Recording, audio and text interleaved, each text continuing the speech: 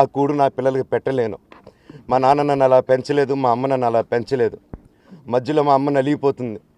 మా అమ్మని హాస్పిటల్లో అడ్మిట్ అయ్యారని చెప్పి నేను అబద్ధాలు ఆడారు. హాస్పిటల్కి వెళ్ళి చెక్ చేయించుకుంది అమ్మ. నువ్వు వెళ్ళిపో ఇంట్లో నుంచి, నువ్వు వెళ్ళిపోతే వీడిని చూసుకుంటావు మేమంటే, మేము మంచిగా మాట్లాడి పంపిస్తాం అంటే నమ్మి ఆవిడ 3 రోజుల నుంచి దడదడగా ఉంటే వెళ్ళమ్మ అంటే ఏ ఏజ్కి వెళ్ళడం వాస్తవం చూపించుకొని ఇమీడియట్గా మా అన్నింటికి వెళ్ళిపోయి అన్నింట్లో పడుకున్నారు. మీకు ప్రతిదీ తెలుస్తుంది. ఈ రోజుల్లో ఏది దాచలేరు.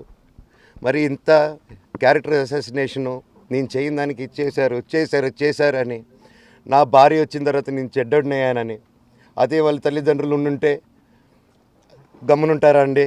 ఈరోజు నేను గమ్మునుంటే ఎలా అండి? తనకి తల్లి అయినా తండ్రి అయినా అన్నీ నేనే అండి. ఈరోజు తను వాళ్ళ ఇంట్లో ఆధారపడదు, నేను మా ఇంట్లో ఆధారపడను. నేను నా సినిమాలు చేసుకుంటున్నాను. తను సొంతంగా ఒక టాయ్ కంపెనీ పెట్టుకుంది. లాక్డౌన్లో నా అహం బ్రహ్మాస్మి సినిమా మా ప్రేమ కోసం ఆపేసినప్పుడు నిర్దాక్షిణంగా నేను చెన్నైకి షిఫ్ట్ అయిపోయి ఈ ఊర్లో వద్దని మేము అక్కడ కూర్చొని, నేను మనోజ్ నువ్వు బొమ్మలు గీస్తావు కదా, కథలు రాస్తావు కదా, బొమ్మలకి ఆత్మనిర్భర్ అని నరేంద్ర మోడీ గారు ఇది అనౌన్స్ చేశారు.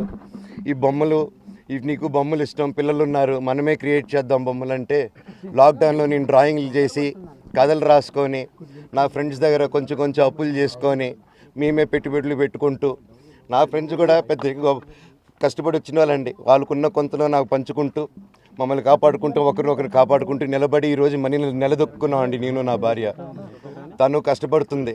ఇప్పుడు కాశ్మీర్ నుంచి కన్యాకుమారి వరకు ఓన్లీ తను నేను ఇంకొక 3-4 కలిసి దీన్ని ఇంత దూరం తీసుకొచ్చామండి. ఈరోజు నేను మళ్ళీ సినిమాలకు వచ్చేసాను. అందుకే ఈరోజు నేను నిలబడపోతే ఇది నా పిల్లలకి చెప్పేది కరెక్ట్ కాదు, ఎవరికి కరెక్ట్ కాదు. ఇన్నాళ్ళు గమ్మునున్నాను ఓకే, కానీ వాళ్ళ నాన్న ఆస్తుల కోసం కొట్లాడుతున్నాడా, మంచి కోసం నిలబడుతున్నాడా అనేది ఈరోజు మీకు సాయంత్రం వచ్చిన ప్రూఫ్స్ అన్నీ వదులుతాను. మా నాన్న మీద గన్ను పెట్టి కాల్చే వినయ్కి, మా అన్నకి సాయంత్రం ప్రతిదీ చెప్తాను.